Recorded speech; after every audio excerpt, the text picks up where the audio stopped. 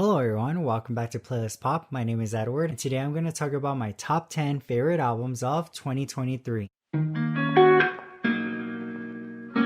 Number 10, Guts by Olivia Rodrigo. I love that she went more rock on this album from beginning to end. It tells a story of just continuing figuring out who you are. By the end of the album, she's just wondering how it's going to be now that she's an adult. And I think she also touched on can't always be your teenage dream. In other words, like people that as she gets older, people are going to be like, oh, I miss the old Olivia, because it happens to a lot of artists, right? They continue on and get more successful. There comes a point where some people start to miss their older stuff or like how they used to be, and it's like, well, you know what, I'm an adult and it's just part of growing up. I love the upbeat songs, probably the most. So my top 3 favorite songs off Guts is Vampire, Getting Back, and Pretty Isn't Pretty. Number 9, Star Effort by Slater. This was a really fun album and a really good escape. The songs only got better, but I just had more and more fun every time I would hear it. It took me back to early 2010s when everything was all dancey, not too serious, live your best life, and even the deluxe tracks are pretty good on this album. It was almost like one of those albums that you put on to like manifest the life that you want, that you already feel like you're there. This is what this album felt like. It felt like I was successful. It felt like I was living in the city. So my top 3 favorite songs from this album was My Body, I Love Hollywood, and Memories of You. Number 8, Gag Order by Kesha. What I liked about Gag Order is that it not only had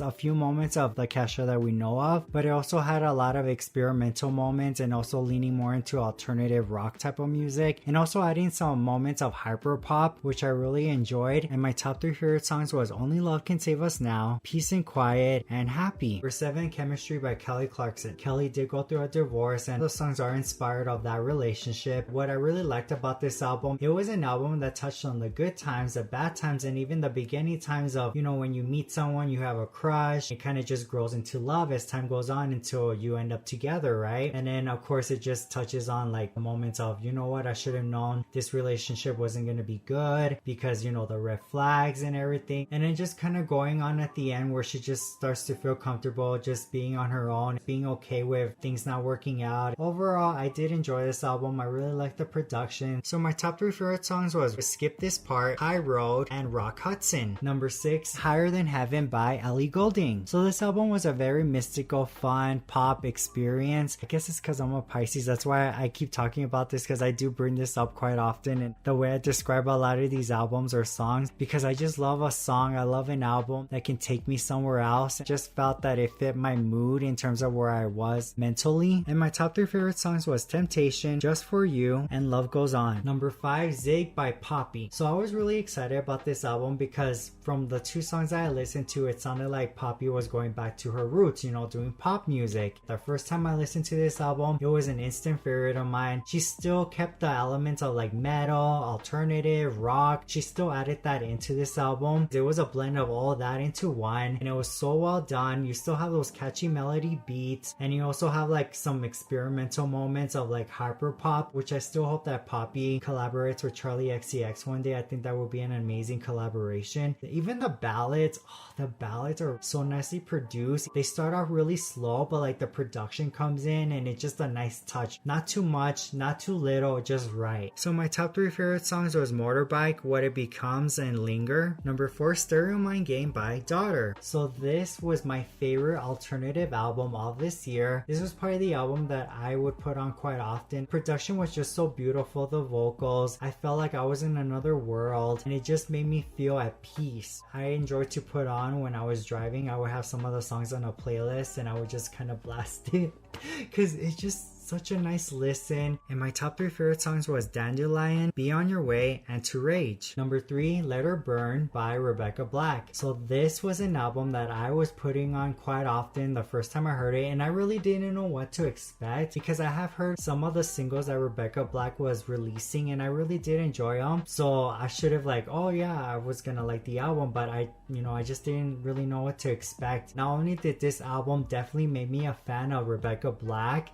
but this This album was just so well done. It was a nicely done debut. There's hyper pop elements in this album. There's of course pop, like she's definitely giving pop girly on this album as well. You can tell like she just had fun with this album and just played around with stuff, and it was a great album. I highly recommend checking it out if you have not heard it. Top 3 favorite songs was Crumbs, Cry Hard Enough, Misery Loves Company. Number 2, Diamonds and Dance Floors by Ava Max. And there's like an 80s synth, and I have talked about that. I love 80s synth. I love when artists put that into their music. So this album, what I really liked about this album, not only was it a great escape, but it reminded me so much of Tron, and I'm talking about Tron from like Kingdom Hearts. I love Kingdom Hearts, and when it got me thinking of like, oh, Tron, Kingdom Hearts, like me being in that world, there's just something about that just really hit for me. And I just love her vocals, like One of Us, definitely a vocal highlight. And then there was also a lot of fun moments on here like Ghost. So I feel like her replacing the album artwork to the one that we see right now, I feel like that just represents the music so perfectly. I think it's just a good representation of this album. And my top 3 favorite songs was One of Us, Last Night on Earth, and Sleepwalker. So now for my number 1 favorite album of 2023, and that is Endless Summer Vacation by Miley. I didn't even expect that I would love this album as much as I did. This album made me feel so complete in the summer. This is such a good summer vacation album. It plays like when you wake up in the morning and it's summer break or you're in summer vacation. Just like the vibe of it, it just feels so summer. And then like when you get to like Island and like those type of songs towards the end of the album, it just feels like it's the end of the day. It's time to go inside and sleep and wake up for the next day. It is a bit strange to hear it now because it's winter. When I hear it, it's just like, wow, it feels so weird because it's freezing outside. But overall, it's a beautiful body of work. I love the album cover. She looks stunning on here. You could just see like she has come such a long way. We have just been on the ride with her. This is just the beginning, right? Like there's still so much more to look forward to in the future. And my top 3 was Jaded, Rose Colored Lenses, and River. I don't know, compared to last year and even like 2020 and 2021, even though those were not the best years, but when it came to the music, that's really what got me through it. This year wasn't really my favorite when it came to music, at least when it came to like full albums. I just didn't really find myself revisiting a lot of albums compared to past years. I found myself revisiting a lot of the songs I would find on these albums. I was just listening more to like songs and playlists and things like that, and these were really the only albums that I found myself listening to quite often in terms of like a body of work. And I think it's also maybe my attention span has just gotten worse. But what are your thoughts on this? Did any of my favorite albums make it on your top list of 2023 albums? And what were your top 3 favorite albums of 2023? You can share it down below in the comments. If you did enjoy this video, don't forget to smash that like button and also subscribe for more videos. I hope you have a good rest of your day, and I'll see you later.